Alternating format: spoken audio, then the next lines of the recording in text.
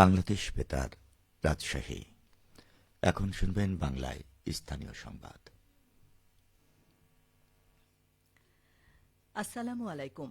বাংলাদেশ বেতার, রাজশাহী। স্থানীয় সংবাদ পড়ছি নাসরিন আক্তার মিতা। অতন্দ্র প্রহরা আর দৃঢ় অঙ্গীকারে দেশের সুরক্ষায় কাস্টমস, এই প্রতিপাদ্যে রাজশাহীতে আন্তর্জাতিক কাস্টমস দিবস পালিত হয়েছে। আজ সকালে জেলা পরিষদ মিলনায়তনে কাস্টমস, এক্সাইজ ও ভ্যাট কমিশনারেট রাজশাহীর উদ্যোগে আলোচনা সভা ও সেমিনার অনুষ্ঠিত হয়। এতে সভাপতিত্ব করেন রাজশাহী কাস্টমসের কমিশনার মোহাম্মদ মাহবুবুর রহমান এবং প্রধান অতিথি ছিলেন জাতীয় রাজস্ব বোর্ডের সদস্য মোহাম্মদ লুৎফুল আজিম। সেমিনারে জানানো হয়, গত 2 দশকে এনবিআরের রাজস্ব আহরণ প্রায় 13 গুণ বৃদ্ধি পেয়েছে। 2024-25 অর্থবছরে কাস্টমস থেকে 1,198 কোটি টাকা রাজস্ব আদায় হয়েছে, যা মোট রাজস্বের 27%। চলতি অর্থবছরে কাস্টমসের লক্ষ্যমাত্রা নির্ধারণ করা হয়েছে 1,30,780 কোটি টাকা। বক্তারা সীমান্ত সুরক্ষা জোরদার, চোরাচালান রোধ ও বৈধ বাণিজ্য সম্প্রসারণে সমন্বয় বৃদ্ধির ওপর গুরুত্ব দেন। প্রধান অতিথি বলেন, রাজস্ব আহরণের পাশাপাশি ব্যবসায়ী বান্ধব পরিবেশ নিশ্চিত করতে হবে। অনুষ্ঠানে সরকারি কর্মকর্তা, ব্যবসায়ী প্রতিনিধি ও গণমাধ্যম কর্মীরা উপস্থিত ছিলেন। নাটোর ও পাবনা জেলার সাংবাদিকদের অংশগ্রহণে পাবনায় অনুষ্ঠিত 2 দিনব্যাপী নির্বাচনকালীন সাংবাদিকতা বিষয়ক প্রশিক্ষণ আজ শেষ হয়েছে। পাবনা প্রেস ক্লাবে প্রশিক্ষণের সমাপনী অনুষ্ঠানে প্রধান অতিথি হিসেবে উপস্থিত ছিলেন পাবনার জেলা প্রশাসক ড শাহেদ মোস্তফা। তিনি বলেন, আসন্ন জাতীয় সংসদ নির্বাচন ও গণভোট সফলতার সাথে আয়োজনের কোনো বিকল্প নেই। এই লক্ষ্যে উপনীত হওয়ার জন্য গণমাধ্যম কর্মীদের গুরুত্বপূর্ণ ভূমিকা রয়েছে। এই প্রশিক্ষণ তাদের নির্বাচনী দায়িত্ব পালনে সহায়ক ভূমিকা পালন করবে। অনুষ্ঠানে জেলা প্রশাসক প্রশিক্ষণার্থীদের মধ্যে সনদ প্রদান করেন। সমাপনী অনুষ্ঠানে সভাপতিত্ব করেন পাবনা প্রেস ক্লাবের সভাপতি আক্তারুজ্জামান আক্তার। ত্রয়োদশ জাতীয় সংসদ নির্বাচনের প্রচার প্রচারণার পর থেকেই ব্যস্ততা বেড়েছে প্রার্থী ও নেতাকর্মীদের। মানুষের দ্বারে দ্বারে গিয়ে ভোট চাইছেন তারা, দিচ্ছেন নানান প্রতিশ্রুতি। এ নিয়ে শুনুন আমাদের বগুড়া জেলা সংবাদদাতার একটি প্রতিবেদন।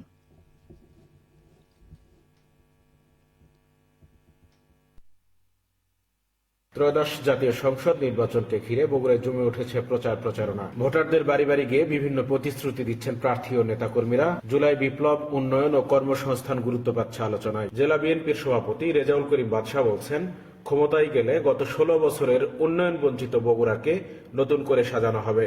অবহেলিত বঞ্চিত বগুড়া সেই তাদের যে দীর্ঘদিনের 16 বছর যে কাজকর্ম থেকে পিছিয়ে ছিল সেটা তারা পাবে, এটা তারা আশা করছে।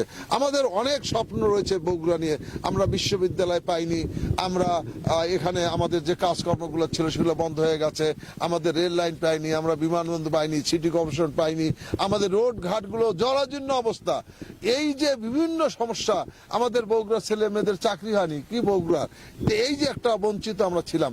আমরা আশা করছি এই সব আবেগ নিয়ে, অনুভূতি নিয়ে বগুড়ার মানুষ ধানের শীষের পক্ষে রায় দিবেন। বগুড়া বরাবরই ইসলামী আন্দোলনের উর্বর ভূমি দাবি করে শহর জামাতের আমির আবিদুর রহমান সোহেল বলছেন, এবার 7টি আসনেই জয়লাভ করতে চান তারা। বগুড়া কারো কোনো দলের জন্য নির্ধারিত নয়। এই বগুড়াটা বরাবরই ইসলামী আন্দোলনের জন্য উর্বর। পাকিস্তান আমল থেকেই বগুড়া ইসলামী আন্দোলনের দুর্গ হিসেবে খ্যাত। জনগণ জুলাই বিপ্লবের পরে একটা পরিবর্তন চায়। যে দলগুলো দেশ শাসন করেছে, 3টা দলের প্রতি মানুষের অনাস্থা। মানুষ নতুন কিছু চায়। আগামী নির্বাচনে বগুড়া সদর সহ বগুড়ার 7টি আসনেই জামাত বিপুল ভোটে বিজয়ী হবে। বগুড়ায় অবাধ ও নিরপেক্ষ ভোটের জন্য কাজ করছে বলে জানিয়েছে নির্বাচন কমিশন। খোরশেদ আলম, বগুড়া জেলা সংবাদদাতা, বাংলাদেশ বেতার, রাজশাহী।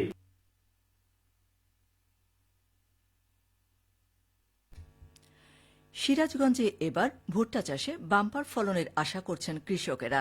মাঠ জুড়ে সবুজ ভুট্টার সমারোহ সৃষ্টি হয়েছে। সিরাজগঞ্জের 9টি উপজেলার এবার প্রায় 14,125 হেক্টর জমিতে ভুট্টা চাষ করা হয়েছে, যা লক্ষ্যমাত্রার চেয়ে বেশি। জেলার যমুনা নদীর চরাঞ্চলে এই ফসলটির চাষাবাদ বেশি হয়েছে। ভালো ফলনের আশায় কৃষকেরা এবারও হাইব্রিড জাতের ভুট্টা আবাদ করেছে। ভালো ফলন ও দাম পাওয়ায় ভুট্টা চাষে লাভবান হচ্ছে কৃষকেরা। সিরাজগঞ্জ জেলা কৃষি সম্প্রসারণ অধিদপ্তরের উপপরিচালক AKM মঞ্জুরে মাওলা জানান, লাভজনক হওয়ায় প্রতি বছরেই ভুট্টা আবাদ বাড়ছে। কৃষি বিভাগ থেকে ভুট্টা চাষীদের নানা পরামর্শ দেয়া হচ্ছে। সবশেষে আবহাওয়া। আজ রাজশাহীতে সর্বোচ্চ তাপমাত্রা ছিল ২৭ ডিগ্রি এবং সর্বনিম্ন ১১.৮ ডিগ্রি সেলসিয়াস। বিকেল ৩টায় বাতাসে আপেক্ষিক আর্দ্রতার পরিমাণ ছিল ৪৯%। রাজশাহী ও পার্শ্ববর্তী এলাকায় আজ সূর্যাস্ত সন্ধে ৬টা ৪৬ সংবাদ শেষ হল। আমাদের পরবর্তী স্থানীয় ইংরেজি সংবাদ সন্ধে ৬টা ৫।